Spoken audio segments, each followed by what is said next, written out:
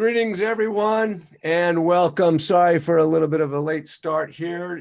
This is Eric Glazer. Welcome, excuse me, to our live recording of Bright Spots in Healthcare, produced, of course, by Shared Purpose Connect. Our goal every episode is to find leaders in healthcare, like the all-star panel you have in front of you, to unearth success stories and bright spots that you may be able to learn from, understand better about, and maybe bring them to your organization. We have this motto that we have borrowed from the book Switch, find a bright spot and clone it. And that is our mission each and every episode. Really excited to have everyone here. Our all-star panel is going to address the future of primary care. And we have a jam-packed agenda.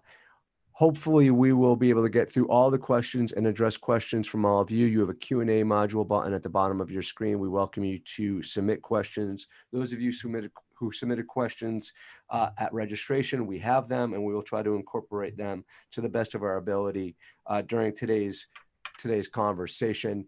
We are going to bypass bios today in the interest of time. Sherry is about to give you, our lead producer is about to put up a link in the chat where you could really get a sense of some of the incredible talent and experience we have on today's panel and where it's going to come from. We also sent you an email with their bios earlier today.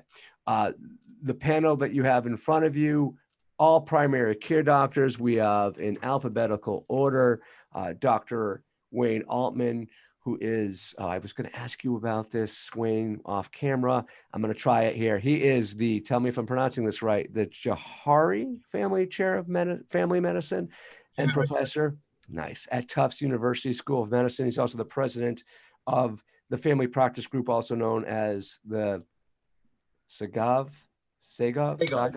Center for Family Medicine. I don't know if I got that right. We also have Dr. Daniel Horn. He's the Director of Population Health and Quality at the Division of General Internal Medicine at Massachusetts General Hospital. Dan McCarter, Dr. Dan McCarter, who's the National Director of Primary Care Advancement at ChenMed, and Dr. Carolina Skripek, the Medical Director of Provider Engagement at Blue Cross Blue Shield of Michigan. So excited to have you all here. Thank you so much for taking the time to participate with us. I'm going to start off with you, Carolina, and ask you as a representative of, I think, the largest patient-centered medical home in the country. How, one, are you supporting primary care in your members today? And then when you think about how you have morphed your primary care delivery during the last 4 months or so, what are some of the innovations that have come out of the pandemic that you're going to transition to one day when this pandemic's behind us? Yeah, so I first wanted to start off by saying that many of our value-based programs here at Blue Cross and Blue Shield of Michigan have a very strong focus on primary care. It's really the underpinning for our value-based programs and our quality programs. And so we recognized very quickly that we needed to support our primary care physicians here in Michigan. One of the ways that we assessed this information from our primary care providers was we sent out a survey very early on, and we really wanted to know what the needs were of our primary care physicians. So, was it more PPE that they needed? Was it funding for, specific processes in their clinics that they needed?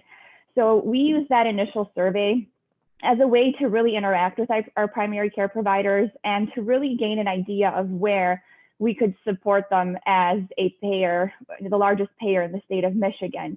Then we also held meetings. Initially, they were very frequent. They were on a weekly basis. Now they are currently on a bi-weekly basis, where we gathered stakeholders, executives, the Michigan Department of Health and Human Services from across the state. And we really made a platform for providers as well as executives and others in the state to discuss the latest developments as far as COVID goes. So things like lab testing, what types of tests should be ordered, when should they be ordered, how to obtain PPE. And then also, that was also a great way to get even more feedback from our providers about what their needs were. Because in order for us to pivot our value-based programs as well as other programs at Blue Cross, we really needed to know what the needs of our providers in the community were.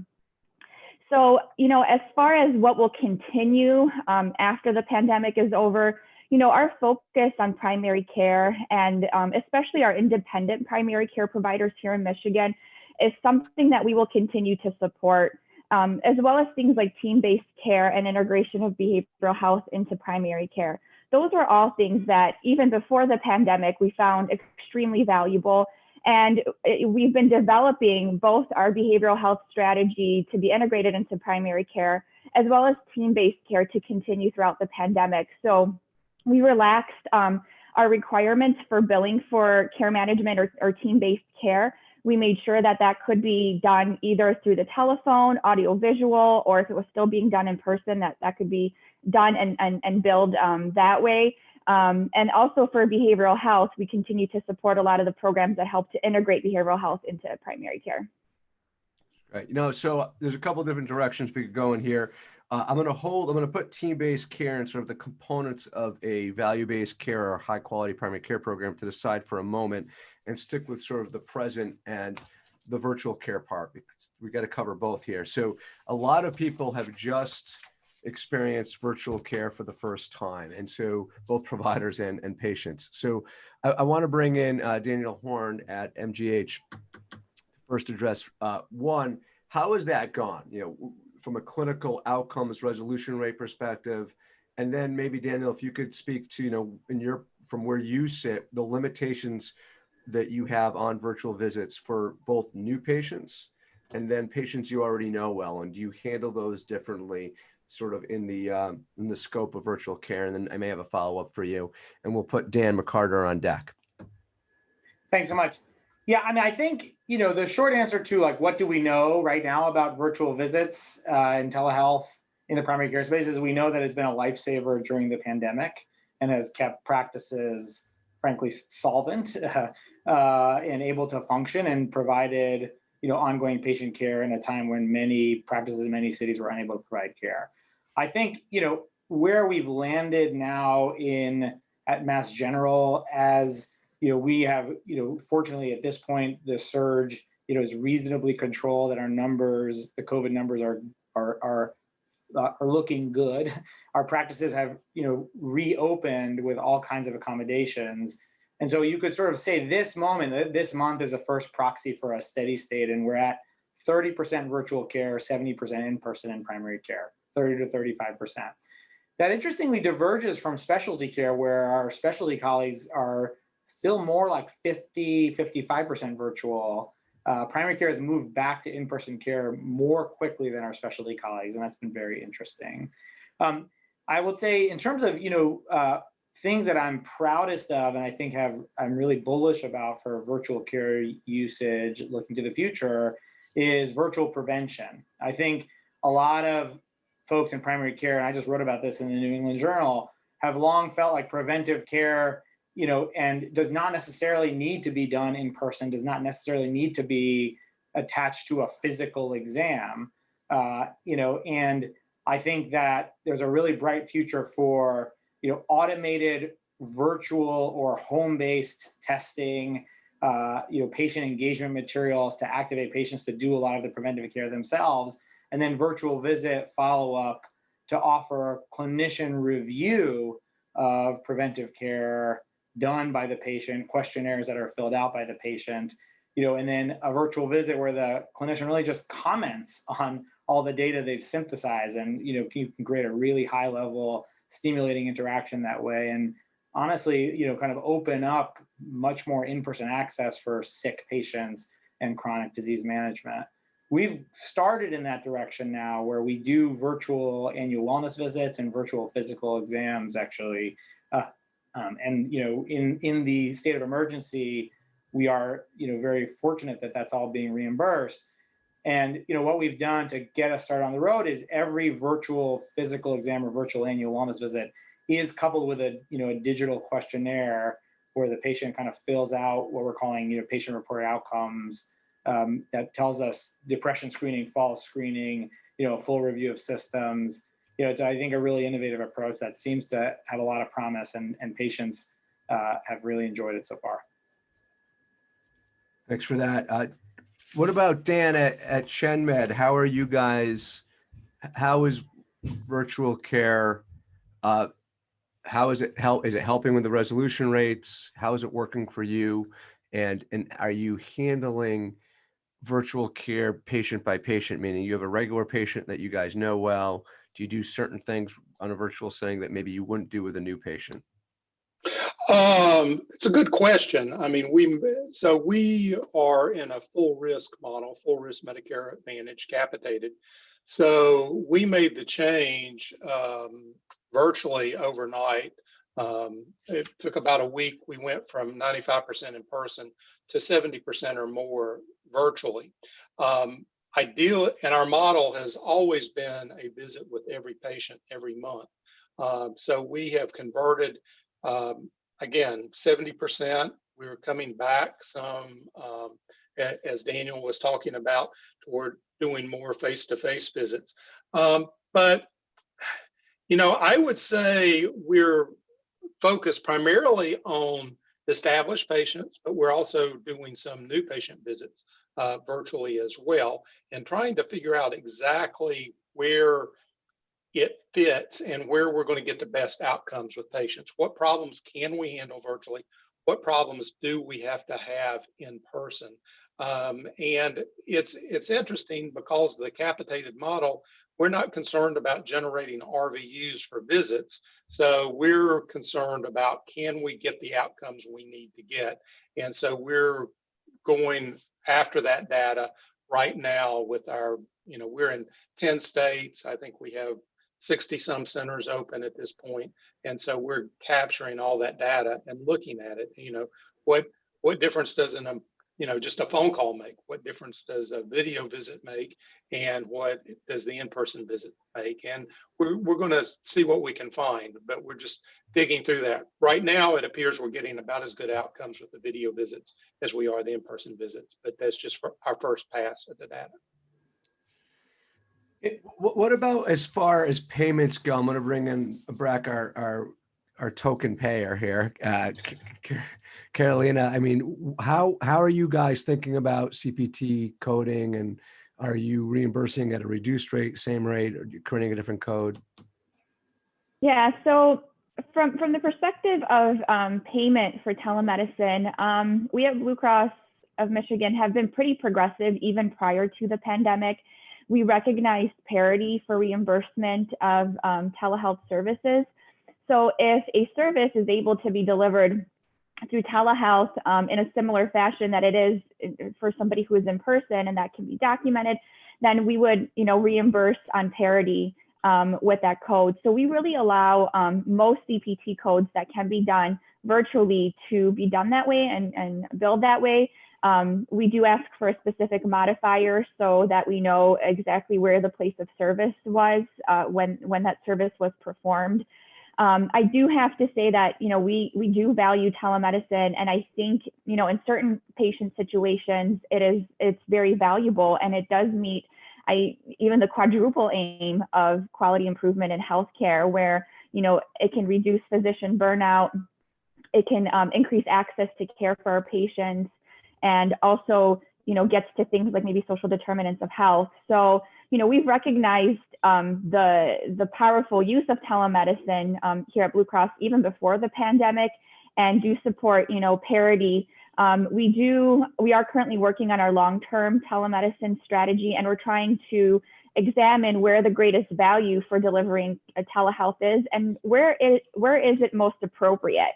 So is it most appropriate for certain situations, diagnoses, or, for others? So those are things we're still trying to sort out. And I did want to add that approximately 80% of or more than 80% of our primary care providers were using telemedicine during the pandemic, whereas before it was somewhere around the range of 8 to 10%.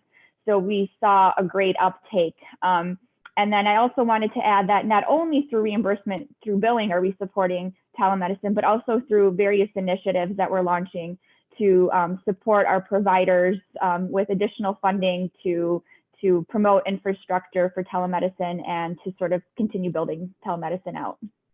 Nice. I have a couple of questions. I've got my audience questions over here, so I apologize for looking away from the camera. I want to throw in some relevant questions from the audience right now to the group. What are the advantages of telemedicine in providing longitudinal care? Does anyone want to take a stab at that?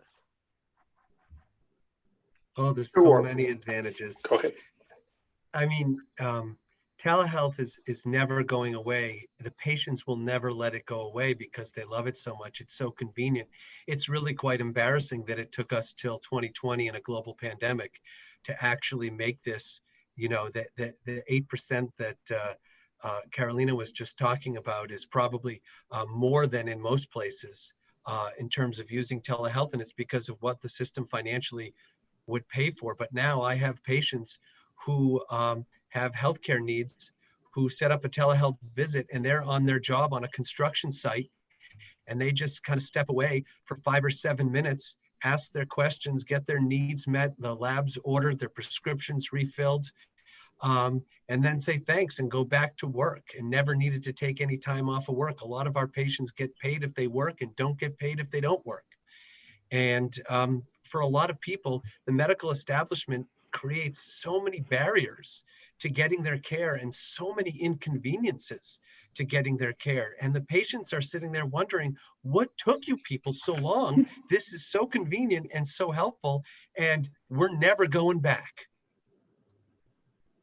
Yeah, and I agree with as always, I agree with most of what Wayne said. And I would say, you know, with the you know, the additional potential of, you know, starting to really automate and, you know, prepare appropriate diagnostic testing in advance of a virtual visit. As you think about, you know, kind of needed diabetes follow-up, a diabetes visit, a visit for a patient with diabetes on video without data may not be a high value visit, but I think we can quickly get there, right? Where we're using, you know, registries and kind of big data infrastructure to identify what patients need to be prepared for a video visit in a way that you know, makes it a much more meaningful, useful utilization of healthcare resources.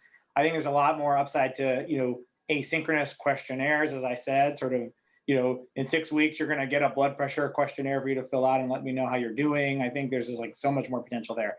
The only caveat I'll add to all of this is what we're seeing, you know, at Mass General in our more vulnerable population is that they are really struggling to access video care and are predominantly using telephone care or not receiving care at an alarming rate compared to our, you know, patients of higher socioeconomic status. And I think, you know, for the large health systems watching this panel, I think if we don't start with transparency right now about who is getting virtual care and who is not, then we will in 3 years realize we have created a, you know, a bit of we've made some mistakes in ensuring access. Yeah, Daniel, you brought up an interesting opportunity for a segue for another audience question. So thank you to Dr. David Horton for this one. Because you talked about data, right? So how is remote patient monitoring and technology influencing the practice of primary care? Do you want me to take that one or take a stab at it? I know Carolina may want to swing at it, but go. My 2-second answer is I think there's tremendous potential and there needs to be a lot of movement on the payer side to help support, you know, kind of home-based technology and, you know, much more development, I think, in the startup world for stuff that we can deploy. I think we have very little right now, frankly. But what we do have, for example, like Bluetooth connected blood pressure monitors or even, you know, 3G cell phone service connected blood pressure monitors, very hard to get reimbursement in a fee-for-service model through most payers. And so like, we'd love to send out 25,000 of them next week. But I need to get someone to pay for that. Do you have anything to add there, Carolina?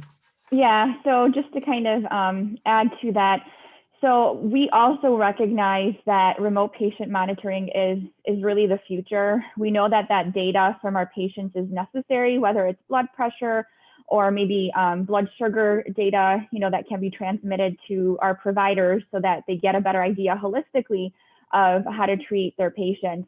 We are currently exploring remote patient monitoring. We are looking at the research and guidelines that show value and quality and what type of remote patient monitoring we should be reimbursing for.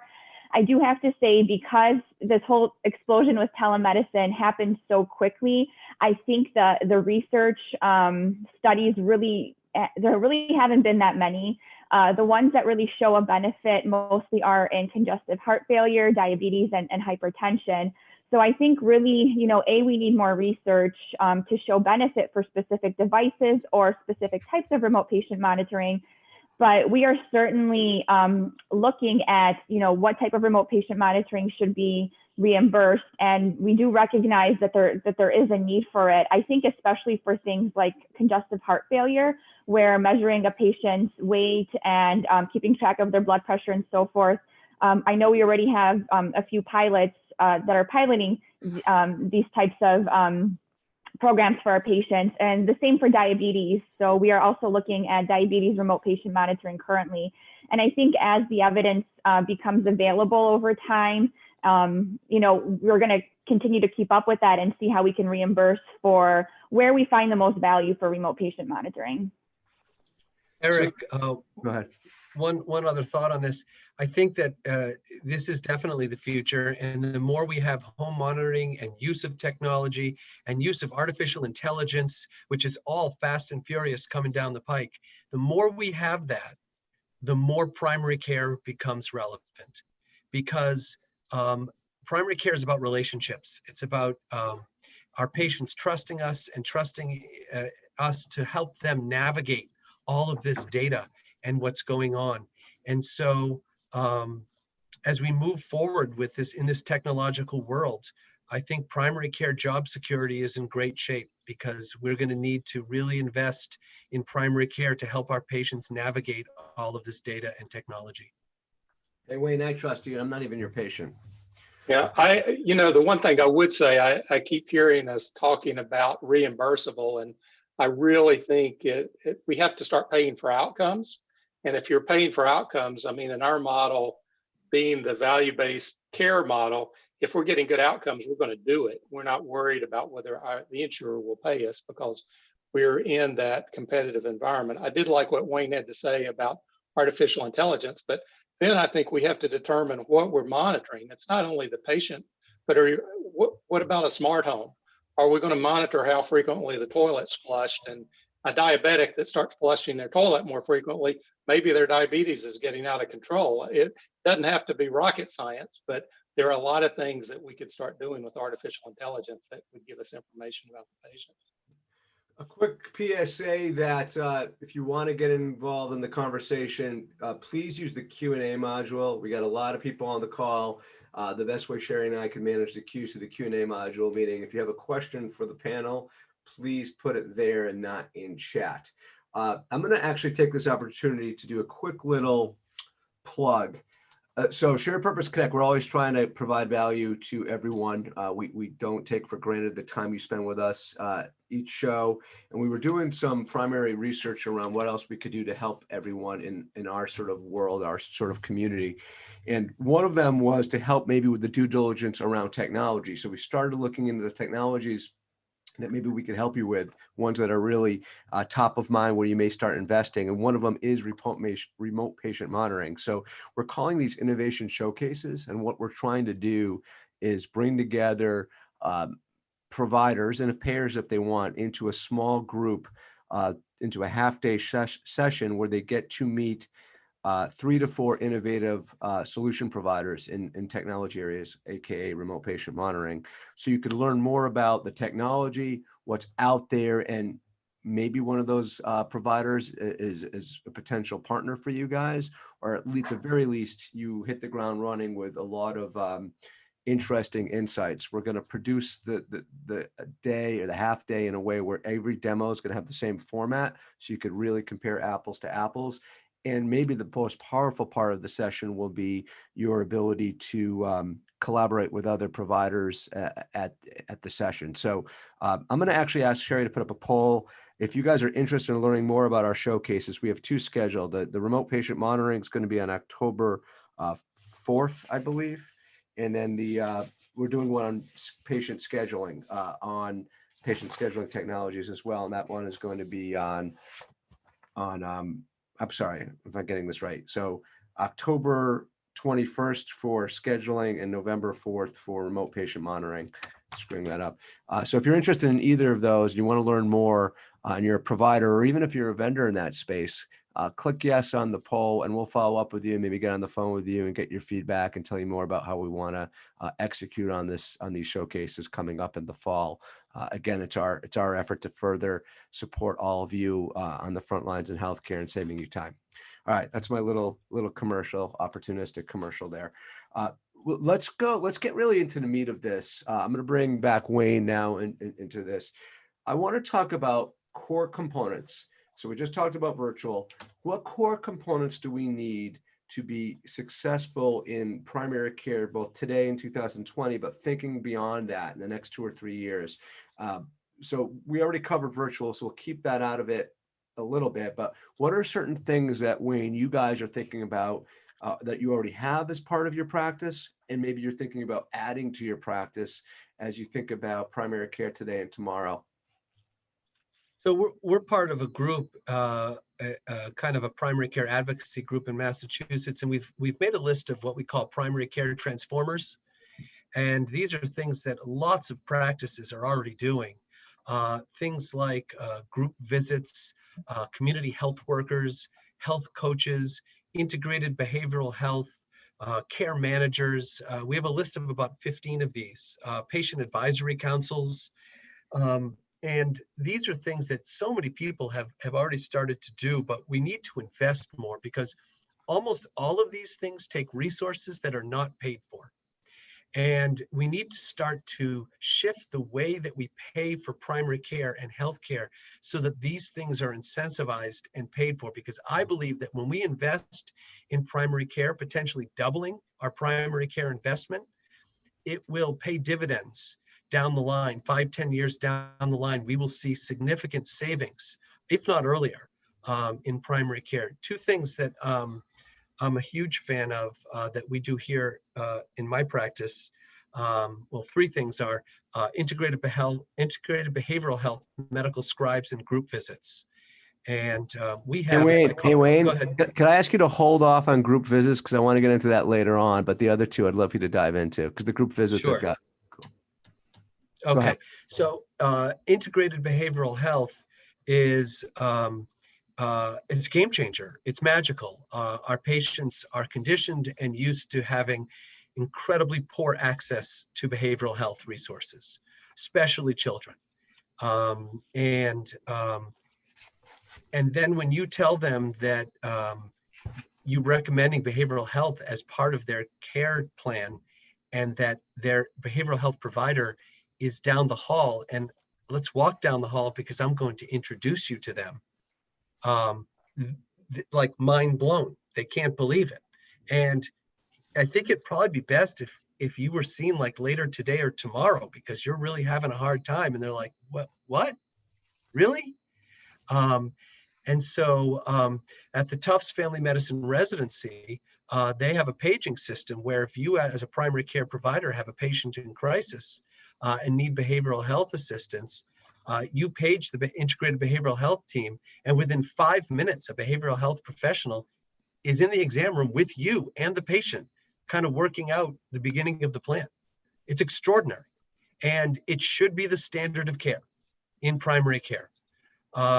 With that said, we lose money by having that in our practice, but it's so great for our patients, and it's so great for the doctors and the physician assistants and the nurse practitioners that we'll do it. It's worth it to us. But we shouldn't have to sacrifice and lose money to do the right thing by our patients. We need the payers to catch up and for the system to start supporting integrated behavioral health. I can jump to medical scribes unless you want to talk about that. No, I want to hear about medical scribes. I was going to prompt you for that. Go ahead. Okay. So I also think medical scribes are a game changer. There are some providers who are so convinced that they are fast and great typists. I am not one of them. I'm so good on the record. I'm such a good typer. I'm neither of those, and think that I don't want to have a scribe. I do things the way I like to do things, and I don't like anyone else to kind of mess with my notes and so on. But the truth is that multitasking, what multitasking means is that you're doing a poorer job on each task because you're doing them simultaneously. Okay, we know this in the organizational psychology literature. When you're multitask, you do less of a good job on each task. And I often will go through my entire day without logging into my record or looking at my record. I just sit there and look at patients and make eye contact with them, engage with them, connect with them. If I need to know something that's in the record, I turn to my medical scribe, Shannon, and ask her, and she's usually anticipated what I needed to know and already telling me. But even if she hasn't, I ask her and she tells me. So let me summarize. It's magical. So what I heard there, if you're taking note, if you're not taking notes, a commitment to longer visits, and Wayne's in a fee-for-service model, so they just made a commitment to longer visits, so better bond. There's all kinds of research on the longer time you have to listen to patients, the better care, better outcomes. Integrated BH, which I want to dive into in a moment, but which was great, and medical scribes, and we'll get into group visits in a moment. That'll be number 4, but I want to spend a whole allotment on that because how cool that is. So I love that, Wayne. I want to move it over. Let's go a little bit. Let's go a little bit east, I guess northeast from Tufts over to MGH, if you're local to Boston. Danielle, what are the core components from where you sit to primary care for today, and then maybe even thinking about 3 years down the road? A lot of what I focus on is our sort of chronic disease and prevention performance at the population level. And I think that I have a virtual scribe, which is my tablet that gets transcribed by a virtual scribe team overnight. And tools like that and in-person scribes, which we had trouble scaling at like a 200 doctor level, just like hard to keep in-person scribes, kind of scheduled and employed. But I think that there's a lot of work also to be done in the non-visit based space, as we think about a whole population of patients. For example, at Mass General, we care for 190,000 primary care patients across 20 practices. And so we've built, a surveillance system to help us find our patients with diabetes, our patients who have, atherosclerotic cardiovascular disease, and our patients with large prevention care gaps, who stop coming in for care or lose track of their care, care plan. We have a registry that looks across the whole population, shows us where care gaps are, and then we have a team of population health coordinators who are, usually medical assistant level group that works centrally on behalf of our 20 practices to man those registries. They do basically daily surveillance across the panel. And try to reconnect those patients to care or facilitate care for those patients without visits. And, I'm going to guess that, ChenMed has a similar approach. I think for us, again, we're doing it in a fee-for-service context, that we are part of the ACO. So there's certainly a large value-based component as well. But it's an investment in health. And so I think there's a lot in primary care as we think toward the future that is about how do we keep care moving, outside of visits? So that's what I spend a lot of my time doing. Daniel, I'm going to call you the transitioner in the moderating world. You're doing a great job at helping me transition smoothly. I'm going for your job. Yeah, you got it. So Dan, he's teeing you up. Let's talk about what you guys are doing over there at ChenMed and how you're approaching team-based care. Okay, well, I think we work on providing VIP service to the low and middle income seniors. So we cap panels at 400 to 450 patients. And then each of our physicians has a care promoter, which is basically a medical assistant. They also have a facilitator and a care coordinator they work with. We offer medication dispensing in the office.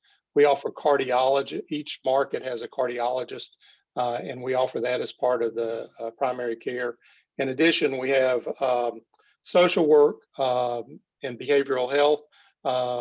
We have acupuncture. And so we offer, and pre-COVID, we offered Tai Chi or exercise classes as well. So I think the fact is that we have we spend a lot more on primary care, obviously. we offer transportation for the patients to come into the offices. But we do it because by spending more on primary care, we save money on the back end because we're at full financial risk. So we save 30% or more on that. And in the full risk world, that's a no-brainer to do that and have that robust primary care. So that is the cool thing about what we do, is if it makes sense to add something to it, then we can do it and it'll pay for itself.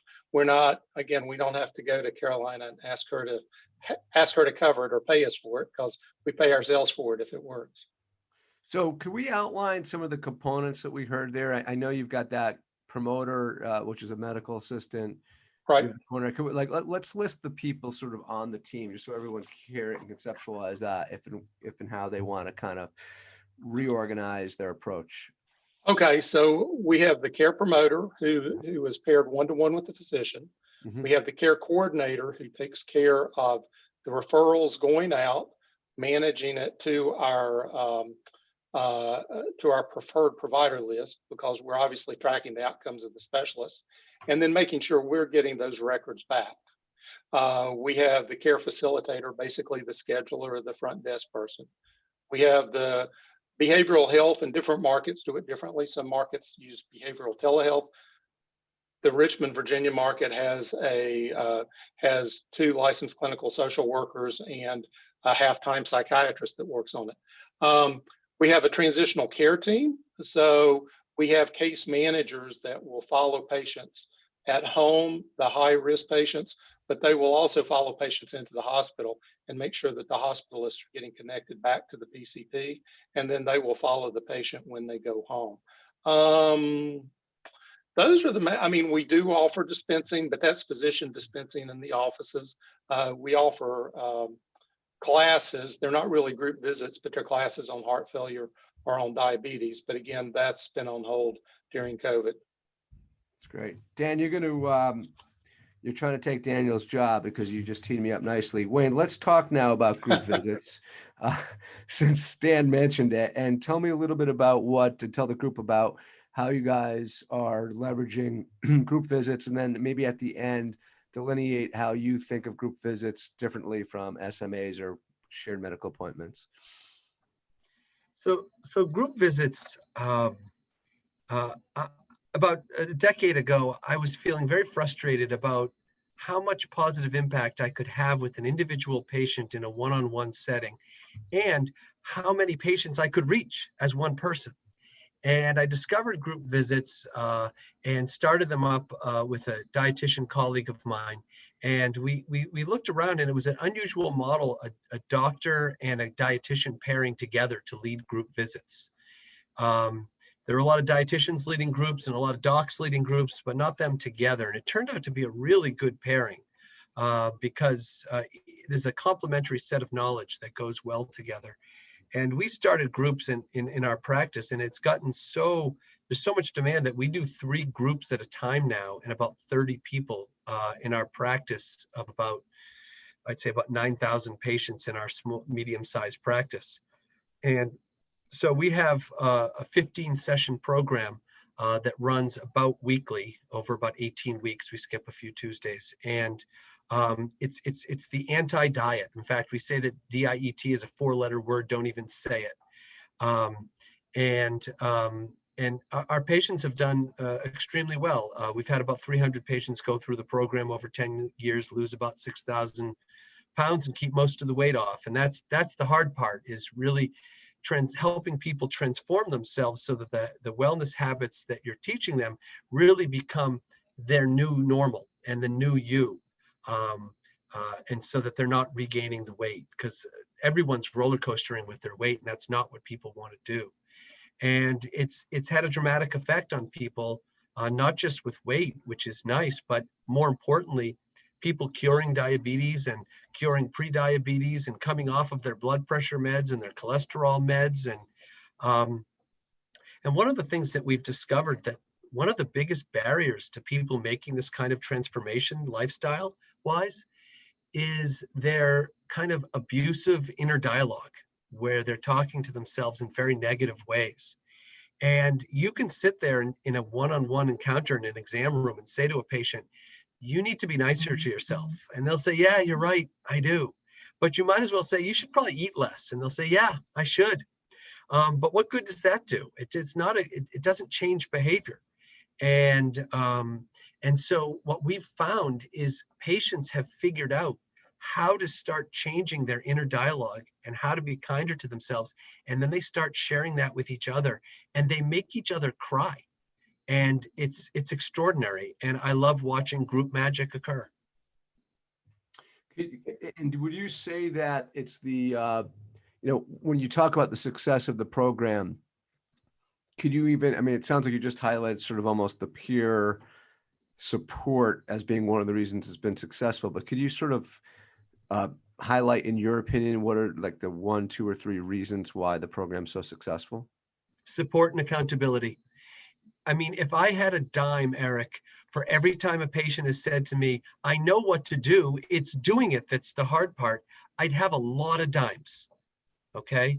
And when you get people in a group and you give them incredible support and accountability, we connect them on email and an email list. So they email each other all week long and say, remember how you said you were going to the gym 3 times a week this week? Have you gone yet? Right. And it's the support and accountability. That's what makes the difference. So I know there was a study on this that you participated in and got published in the American Board of Family Medicine. Sherry, I think we have that linked to that article. If you could put that into the chat for everyone, if they want to read more on the impact of group sessions. Incidentally, too, I should have mentioned this earlier. I know, Sherry, you already posted it. Wayne also had another study done around medical scribes. So for those who had more questions about medical scribes, there's a link in the chat there on that. So take a look at that. I appreciate that, Wayne. Thank you very much. Anyone else want Eric, to? one other. There you go. Go ahead. Eric, I'm sorry. One other quick thing about group visits. Earlier we were talking about annual wellness visits. I forget who was mentioning those. I think it was Daniel. And we've done group annual wellness visits virtually. And they've been extraordinary because everybody's lonely and isolated right now, but elderly populations were already lonely and isolated before the pandemic, and even more so now. And we call them up and say, hey, you want to do this group thing with other elders? They're like, yeah, sure. And they connect after the visit, and they have new friends that they're calling and so on, and Zooming with, and it's gone very well. We've done groups. We do a relationship group visit for couples who are struggling in their relationship. I partner with a psychologist. We even did a group visit for parents who don't want to vaccinate their children, to kind of educate them and kind of try and inspire them. And then we studied that 2 years later, and there was no change. Oh, well. Yeah, all I would add is I think this is such a big area for virtual groups are such a growth area. And I think, we've sort of abdicated social networking, which could be coupled to group visits or, sort of a joint offering that's like a patient social network with, engaged group visits virtually. We've abdicated that whole space to the startup world or to, kind of a toxic environment when, it could be used for health very effectively. It's a good point. I want to go back to behavioral health. I see we're getting short on time. To that end, folks, you're going to get an email. It's probably coming into your inbox right now from me, like you haven't received enough already. It's going to ask you for some feedback, and it's really meant to drive our programming and what else we could offer to you. I mentioned earlier that we don't take for granted that you're spending 60 minutes of a busy day and a busy week, and you're probably paid very well, and your organization's letting you do this. We take that that responsibility on and view it as important. So we want to make sure each show is adding true value to you. And so this is your opportunity to provide some constructive criticism to us, provide guidance on our next topics. You'll see a list there. It takes 2 or 3 minutes to complete, not very long at all. Our regulars know and have seen it. We modified it a bit this week. So please take the time to take it. I don't want to scare you, but if you don't take it, you'll be getting a lot more emails from me reminding you to take it. So save yourself some inbox noise, and while you receive it before the end of the show today, just give us some feedback. We've got a lot of topics we're trying to fit in this year and early next year that we'd love your insights on. Thank you for that. So as we look at behavioral health, guys, and how we should be integrating it, it was brought up a couple of times when we were talking about team-based care. Wayne dove into it a bit. Carolina, about payment and how you guys are thinking about even your PCMH world, behavioral health. How are you thinking about behavioral health and primary care? Because I personally believe it should be one and the same. How are you guys thinking about it at Michigan? Yeah, so I mean, we think that behavioral health is really integral to primary care.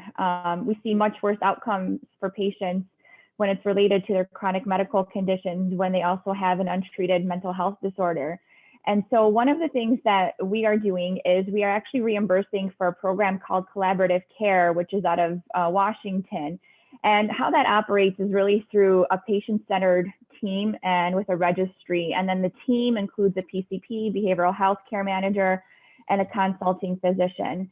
And so what this really helps us solve for is the lack of psychiatrists, because we all know that there is an extreme shortage of psychiatrists and that it's very difficult, as Dr. Altman mentioned, to get our patients in to see a behavioral health specialist. There may be barriers to that. So embedding a behavioral health care manager into the clinic who then interacts with a psychiatrist, they will review as many cases as they can, sometimes, maybe 40 to 60 cases that, those problems can't be solved just by the PCP. And maybe, patients who have mental health disorders that are way out of control and they do need to see a psychiatrist. They need that higher level of care for their mental health.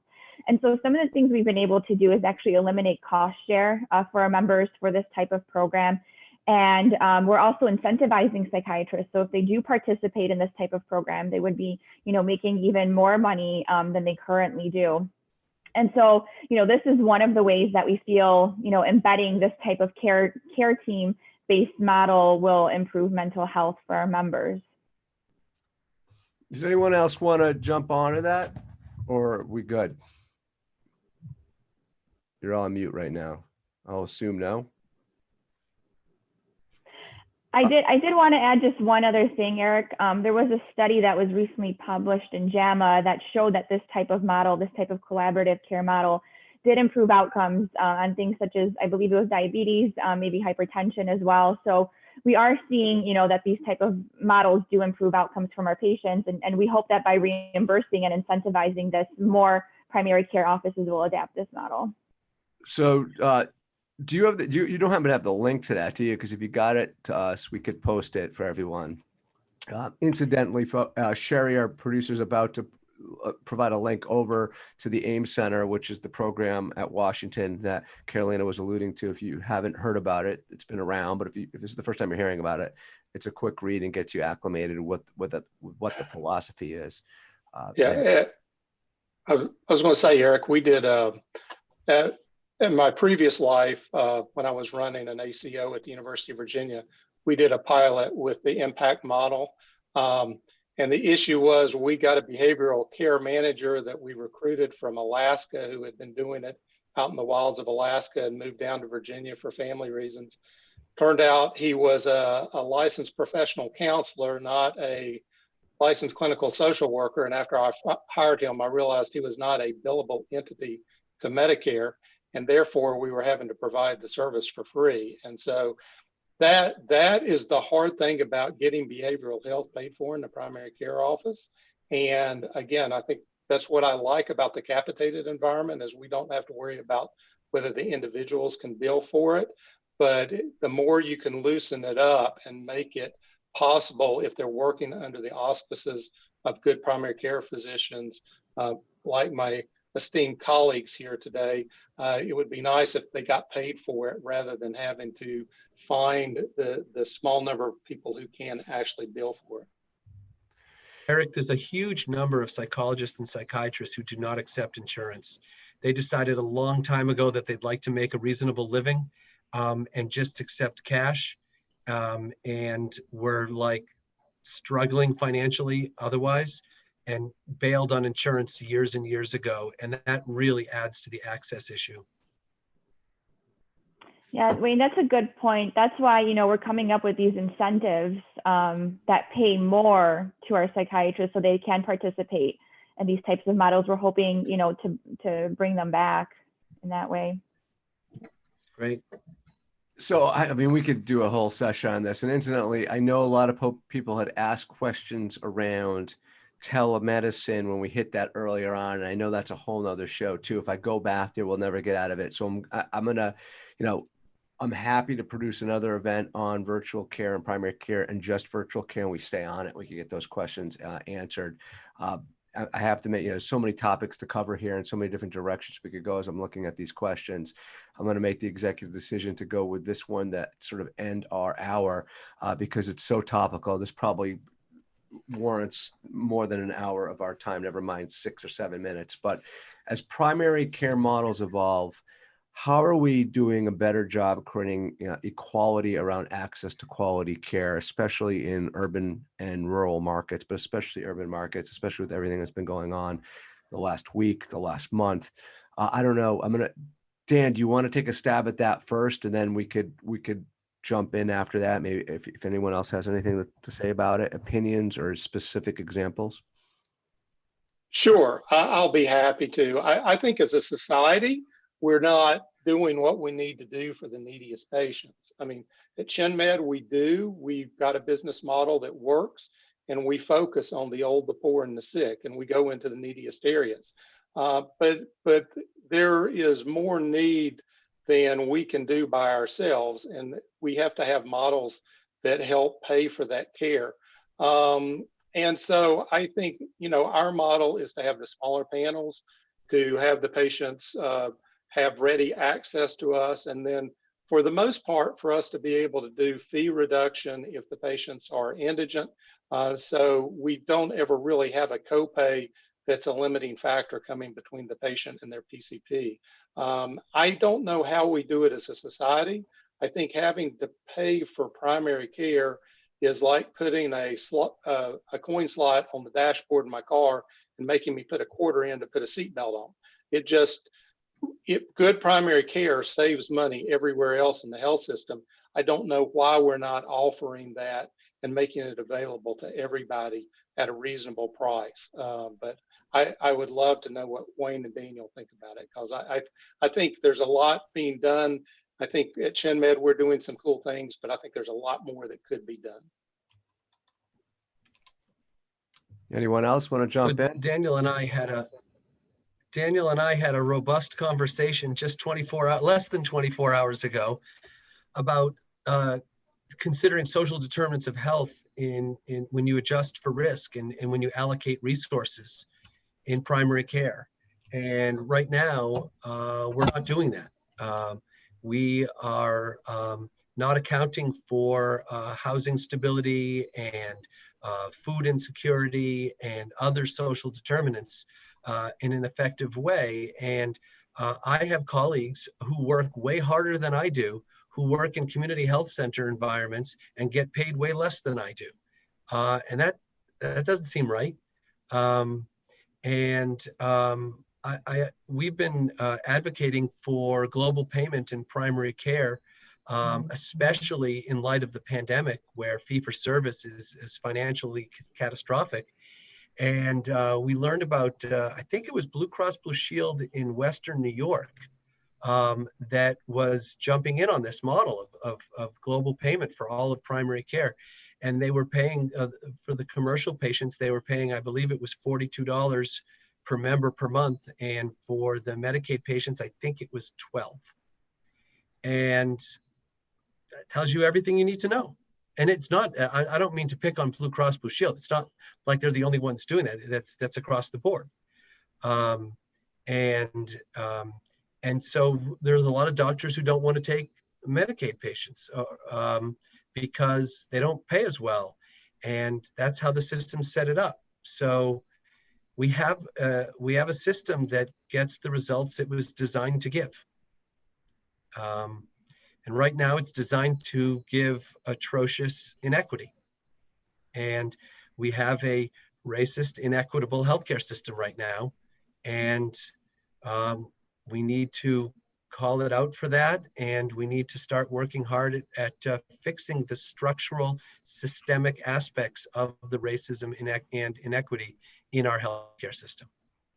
You know what, Wayne? I know we were talking yesterday or the day before about possibly doing a whole session on global payment. Maybe the play is to include global payment as a part of a racial inequity kind of panel and address that. We'll talk about it offline, but I think you bring up some great points, and it's something I want to cover and thoughtfully cover at a future session. All of you guys can provide feedback through that survey again. Before we go, I'll let someone else jump in on this. I just want to remind folks, our next session, I put a link to it, is on the 10th of September. We're covering empathy in healthcare. It's an unbelievable panel that Sherry put together. So we look forward to seeing you there in September. And we also have a COVID and cold weather session that we are currently organizing too for October. Any other folks want to jump in before we sign off here on jump on Wayne's answer and expand upon it? Yeah, if you don't mind, Eric, I just, from a payer perspective, so we are working on incentives currently for social determinants of health. We are very critically evaluating how to aggregate that data and how to best serve our members. So it is an area that many payers are actively pursuing, and what the best way would be to aggregate that data and help our members, as well as things such as implicit bias in healthcare. So those are all things, in the disparities realm that we hope to tackle as a payer and find ways of closing those gaps for our members, making sure that they're getting the linkage to community-based organizations when they need it, and finding a way to fund and incentivize our physicians and providers to help with those linkages. That's great. Anyone else? We're good. Man, the health system level, I think, just start, one really important place to start is a disparities report. Again, data transparency around how are we doing across race and ethnicity, how are we doing across zip codes and all of the things we measure ourselves on. We shouldn't be rewarding ourselves when our population is doing well, but our most vulnerable within that population are not. 100%. I know we have so much we could cover here. I'm looking at the top of the hour. I want to be sensitive to everyone's calendar and be respectful to everyone. Thank you to everyone who took the time out of their day to join us today for 60 minutes. A really special thank you to our panelists who not only took the time to be on today, but actually took the time to prepare with me ahead of time. So really do appreciate it. All four of you did a great job. Please take the survey and hopefully join us on the 10th of September. And this will mark the end of our session.